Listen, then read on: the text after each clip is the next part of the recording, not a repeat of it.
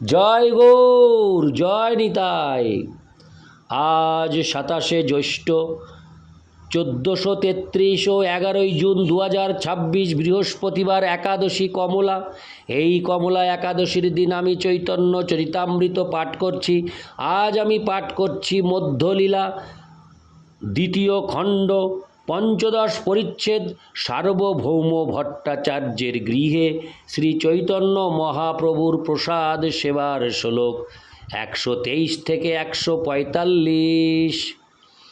অচ্যুতম কেশবম কৃষ্ণ দামোদরম রামনারায়ণম জানকী বল্লভম। শ্লোক 123। সিকি পিচ্ছ দেখি মুকুন্দ প্রেমাবিষ্ট হইলা, অতি উচ্চ টুঙ্গি হইতে ভূমিতে পড়িলা। শ্লোকার্থ: সেই ময়ূরের পালকের পাখা দেখে মুকুন্দ দত্ত প্রেমাবিষ্ট হলেন এবং অতি উচ্চ টুঙ্গি থেকে নিচে পড়ে গেলেন। ইতি শ্লোক 123। শ্লোক 124। রাজার জ্ঞান, রাজবৈদ্যের হইল মরণ, আপনে নামিয়া তবে করাইল চেতন। শ্লোকার্থ: এত উচ্চ স্থান থেকে নিচে পড়ার ফলে রাজবৈদ্যের মৃত্যু হয়েছে বলে মনে করে রাজা শঙ্কিত হয়ে নিচে নেমে এসে তাকে চেতন করালেন। ইতি শ্লোক 124। শ্লোক 125। রাজা বলে, ব্যথা তুমি পাইলে কোন ঠাঙ্গি? মুকুন্দ কহে, অতি বড় ব্যথা পাই নাই। শ্লোকার্থ: রাজা মুকুন্দ দত্তকে জিজ্ঞাসা করলেন, মুকুন্দ তুমি কোথায় ব্যথা পেয়েছ? মুকুন্দ দত্ত তখন বললেন, আমি খুব একটা ব্যথা পাইনি। ইতি শ্লোক 125। শ্লোক 126। রাজা কহে, মুকুন্দ তুমি পড়িলা কি লাগি? মুকুন্দ কহে, রাজা মোর ব্যাধি আছে মৃগী। শ্লোকার্থ: রাজা জিজ্ঞাসা করলেন, মুকুন্দ তুমি এখানে পড়ে গেলে কেন? মুকুন্দ দত্ত উত্তর দিলেন, মহারাজ আমার মৃগী রোগ আছে। ইতি শ্লোক 126। শ্লোক 127। মহাবিদগ্ধ রাজা সেই সব জানে, মুকুন্দের হইল তার মহাসিদ্ধ জ্ঞানে। শ্লোকার্থ: সেই রাজা ছিলেন অত্যন্ত বুদ্ধিমান, তাই তিনি সব বুঝতে পারলেন এবং তিনি বুঝলেন যে মুকুন্দ হচ্ছেন অলৌকিক মুক্ত পুরুষ। ইতি শ্লোক 127। শ্লোক 128 থেকে 129। রঘুনন্দন সেবা করে কৃষ্ণের মন্দিরে, দ্বারে পুষ্করিণী, হরে কৃষ্ণ, দ্বারে পুষ্করিণী তার ঘাটের উপরে, কদম্বের এক বৃক্ষে ফুটে 12 মাসে, নিত্য 2 ফুল হয় কৃষ্ণ অবতংশে। শ্লোকার্থ: রঘুনন্দন শ্রীকৃষ্ণের মন্দিরে সেবা করে। সেই মন্দিরের দ্বারে একটি পুষ্করিণী রয়েছে, তার ঘাটের উপর একটি কদম্ব বৃক্ষে প্রতিদিন কৃষ্ণ সেবার জন্য 2টি করে ফুল ফোটে। ইতি শ্লোক 128 থেকে 129। শ্লোক 130 থেকে 132। মুকুন্দেরে কহে পুন মধুর বচন, তোমার কার্য ধর্মে ধন উপার্জন। রঘুনন্দনের কার্য কৃষ্ণেরও সেবন, কৃষ্ণ সেবা বিনা ইহার অন্য নাহি মন। নরহরি রঘু আমার ভক্তগণ শনে, এই 3 কার্য সদা করহ 3 জনে।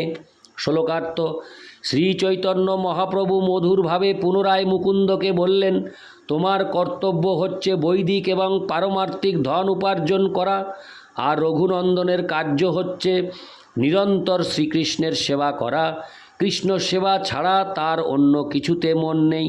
আর নরহরি আমাদের ভক্তের সঙ্গে থাকুক, তোমরা 3 জনে সর্বদা এই 3টি কার্য করো।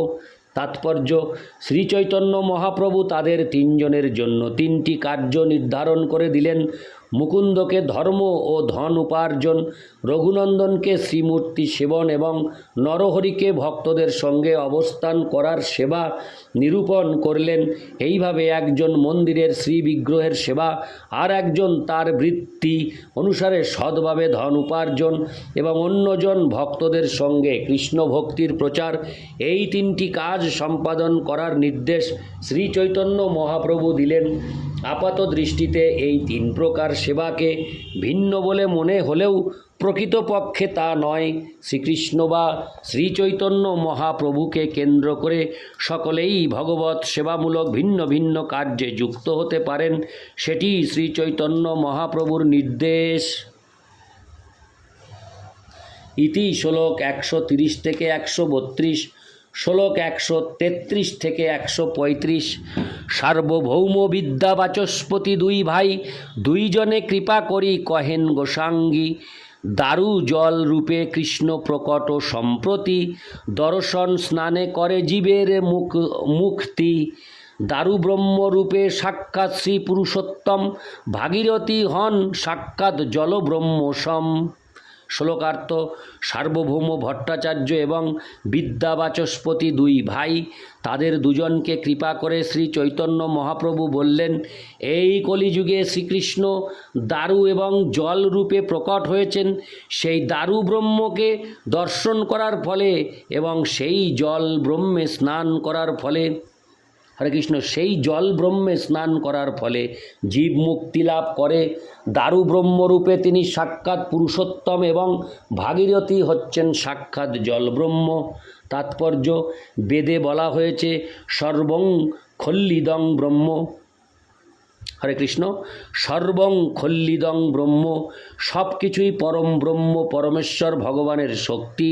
পরস্য ব্রহ্মণ শক্তিস্তথেদম, অখিলং জগৎ, সব কিছুই পরম ব্রহ্মের শক্তির প্রকাশ। যেহেতু শক্তি এবং শক্তিমান অভেদ, অতএব সব কিছুই কৃষ্ণ পরম ব্রহ্ম। ভগবদ্গীতায় 9:4 সেই সম্বন্ধে বলা হয়েছে, ময়া ততমিদং সর্বং জগদব্যোক্তমূর্তিনা মতস্থানি সর্বভূতানি ন চাহং তেষ্যবস্থিত। আমার অব্যক্ত মূর্তির দ্বারা আমি সারা জগৎ পরিব্যাপ্ত, হরে কৃষ্ণ, আমি সারা জগতে পরিব্যাপ্ত, সব কিছুই আমার মধ্যে অবস্থিত, কিন্তু আমি তাদের মধ্যে অবস্থিত নই। শ্রীকৃষ্ণ তার অব্যক্ত রূপে সারা জগতে পরিব্যাপ্ত। যেহেতু সব কিছুই ভগবানের শক্তি থেকে প্রকাশিত, ভগবান তার যে কোনো শক্তির মাধ্যমে নিজেকে প্রকাশ করতে পারেন। এই যুগে ভগবান শ্রী শ্রী জগন্নাথ রূপে দারুর মাধ্যমে এবং ভাগীরথীর জলের মাধ্যমে প্রকাশিত হয়েছেন। তাই শ্রী চৈতন্য মহাপ্রভু সার্বভৌম ভট্টাচার্য এবং বিদ্যা বাচস্পতি এই দুই ভাইকে যথাক্রমে জগন্নাথ দেব এবং ভাগীরথীর সেবা করার নির্দেশ দেন। ইতি শ্লোক 133 থেকে 135। শ্লোক 136। সার্বভৌম কর দারু ব্রহ্ম আরাধন, বাচস্পতি কর জল ব্রহ্মের সেবন। শ্লোকার্থ: সার্বভৌম ভট্টাচার্য, তুমি দারু ব্রহ্ম শ্রী জগন্নাথ দেবের আরাধনা করো এবং বাচস্পতি তুমি জল ব্রহ্ম গঙ্গার সেবা করো। ইতি শ্লোক 136। শ্লোক 137।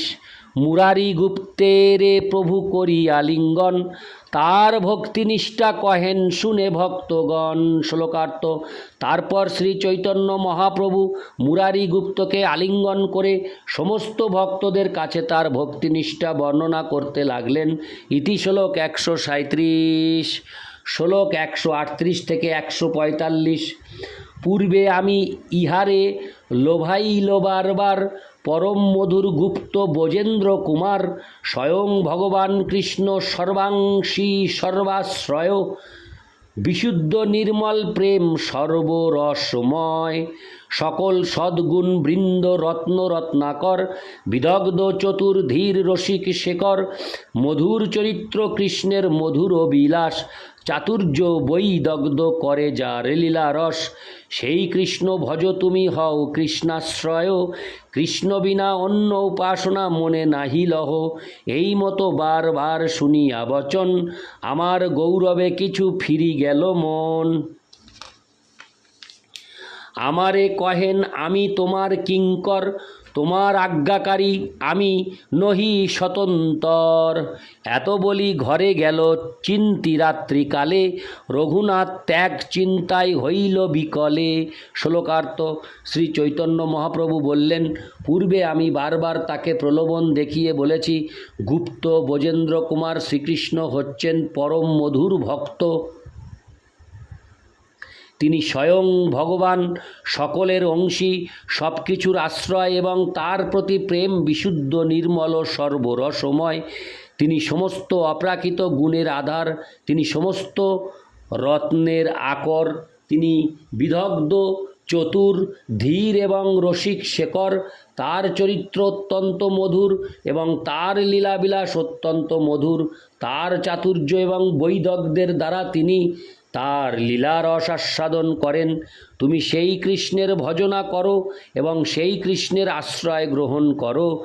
শ্রীকৃষ্ণ ছাড়া অন্য আর কারোর উপাসনায় মন লাগে না। বারবার আমার কাছে এই কথা শুনে আমার প্রভাবে তার মনে কিছুটা পরিবর্তন এসেছিল এবং তখন সে আমাকে বলেছিল, আমি তোমার সেবক এবং তোমার আদেশ পালন করাই আমার কর্তব্য, আমার কোনো ব্যক্তিগত স্বাতন্ত্র্য নেই। এই বলে সে ঘরে ফিরে গিয়েছিল এবং সারা রাত ধরে ভারাক্রান্ত হৃদয়ে চিন্তা করেছিল কিভাবে সে রঘুনাথ শ্রীরামচন্দ্রের আনুগত্য ত্যাগ করবে। ইতি শ্লোক 138 থেকে 145। अच्युतं केशवं कृष्ण दामोदरं रामनारायणं जानकी वल्लभं। जय गौर, जय निताई।